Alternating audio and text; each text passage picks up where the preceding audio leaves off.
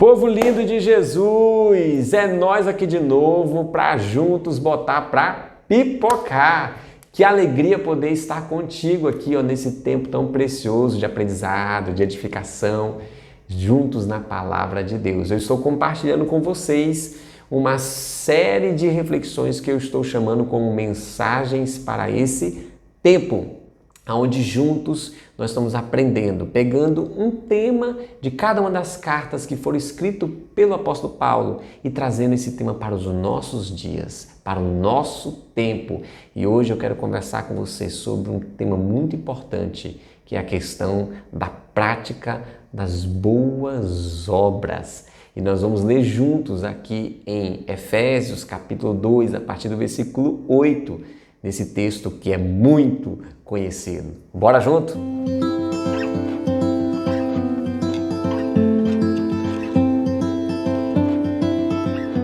Vocês são salvos pela graça, por meio da fé. Isso não vem de vocês, é uma dádiva de Deus. Não é uma recompensa pelas práticas de boas obras, para que ninguém venha a se orgulhar, pois somos obra-prima de Deus, criados em Cristo Jesus, a fim de realizar as boas obras que Ele de antemão planejou para nós. Uau, meus irmãos, que texto tão maravilhoso!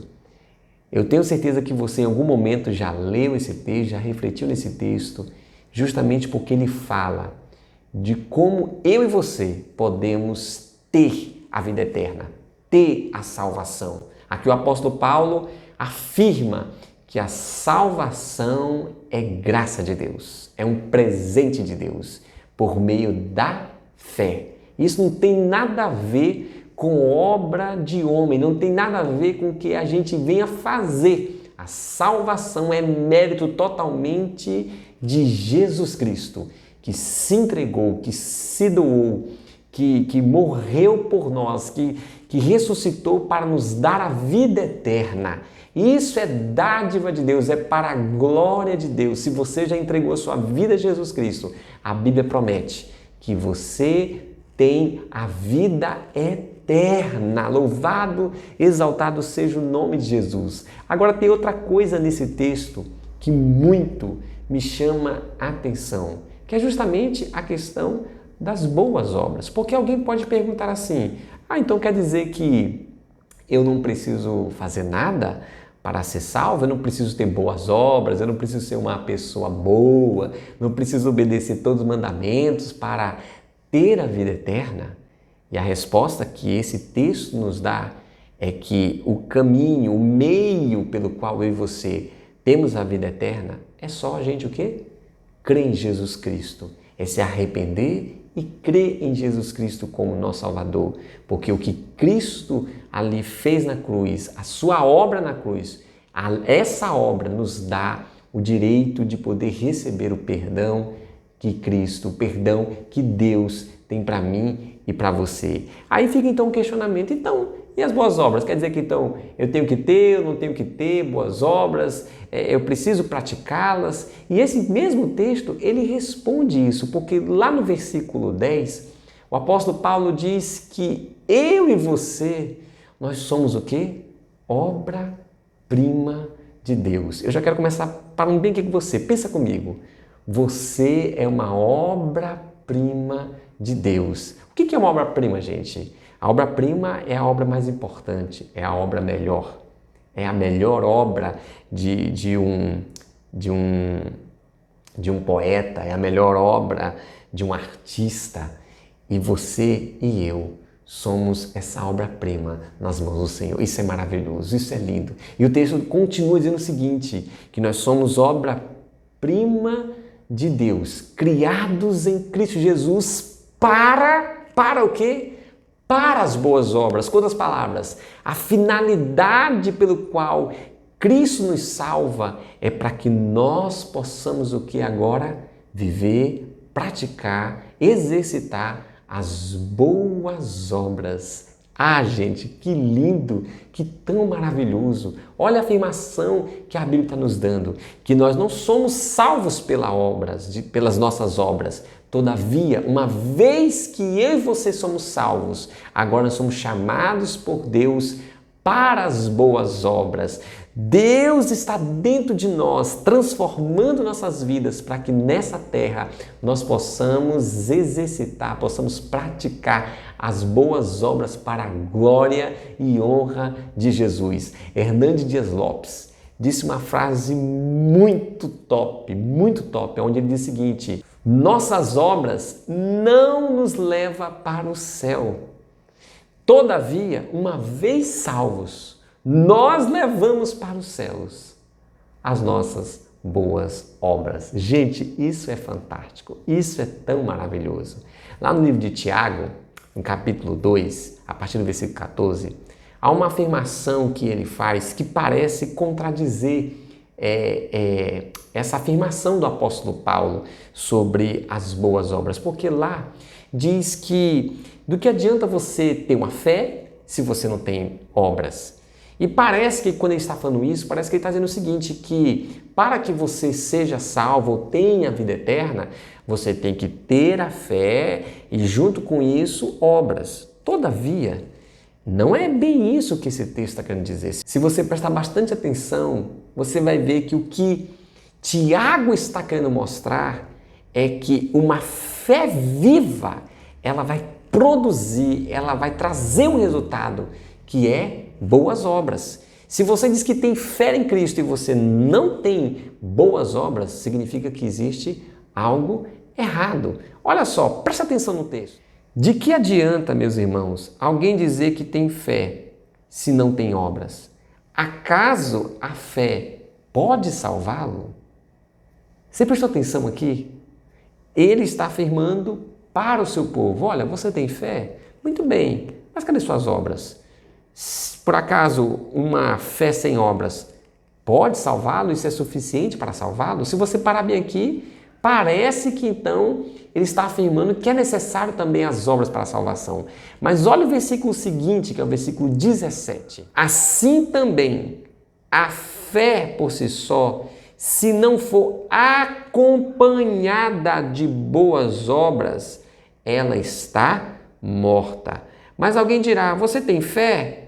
Eu tenho obras. Mostra-me a tua fé sem obras e eu lhe mostrarei a minha fé com obras. Uau, gente, olha só como esse texto é tão claro, tão maravilhoso. O que aqui Tiago está dizendo é que justamente quando nós de fato temos uma fé verdadeira, uma fé viva em Jesus Cristo, essa fé produz, ela vai gerar, ela vai trazer um resultado, que são as boas obras. E é para isso que Jesus nos salva.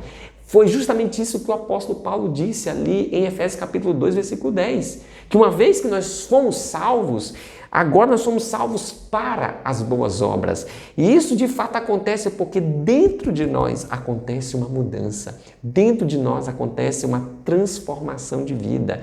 Nós recebemos o Espírito Santo, que é Deus, morando dentro de nós, e ele vai gerando em nós aquilo que a Bíblia chama o fruto do Espírito, vai gerando em nós esse desejo de agora agradar e glorificar a Deus. E isso tem tudo a ver com a prática das boas obras, porque o que de fato é boas obras? Normalmente, quando nós pensamos em boas obras, a primeira coisa que vem à nossa mente é o quê?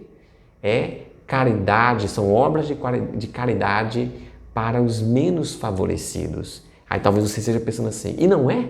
E eu digo, também é, mas não é só isso.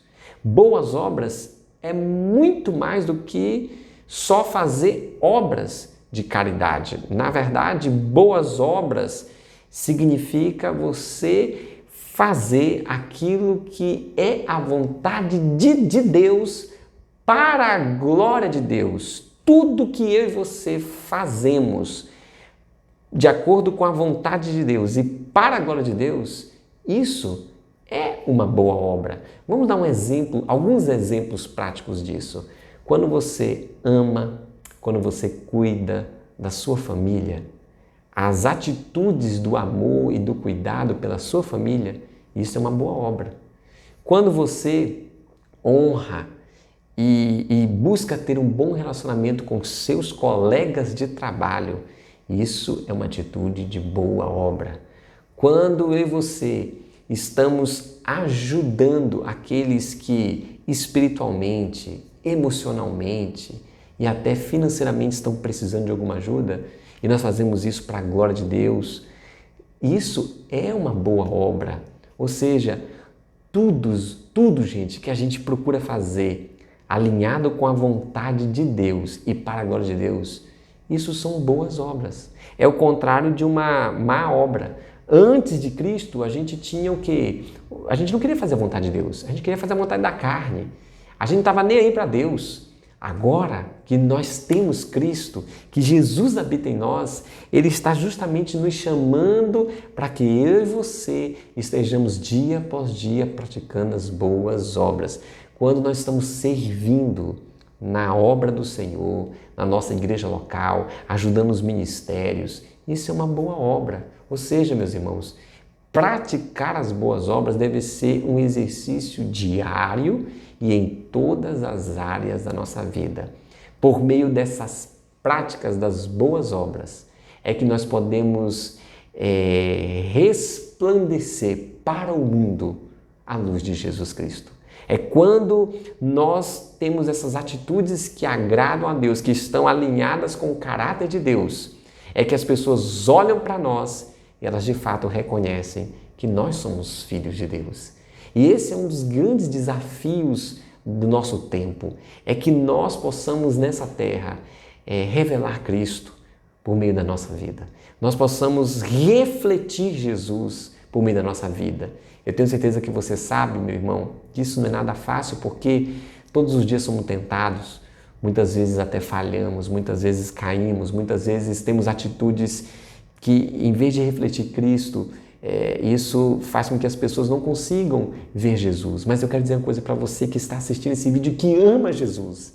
Se você tem falhado em alguma área, eu quero dizer para você que o Senhor está falando com você por meio desse vídeo de hoje, agora, nesse momento. Você se arrepender, se voltar com um coração sincero para Jesus e você decidir obedecer à voz do Espírito Santo. Porque o Espírito Santo, ele fala com você, ele fala comigo.